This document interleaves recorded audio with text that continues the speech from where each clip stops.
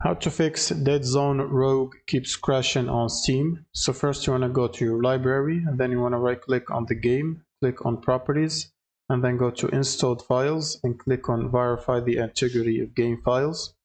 Wait for this process as it might take a while. Now you want to click on the browse button and then find the game's exe file, right click on it, then click on properties, compatibility tab, and make sure to enable both of these options right here. Click on apply and OK.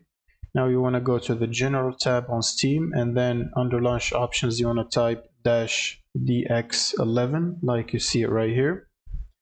Then you can close this window and then close down Steam. Now you want to open up your GPU application. So for NVIDIA you will need NVIDIA app.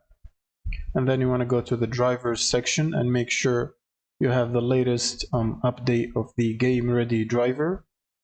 And once you install that, you will most likely be asked to restart your system.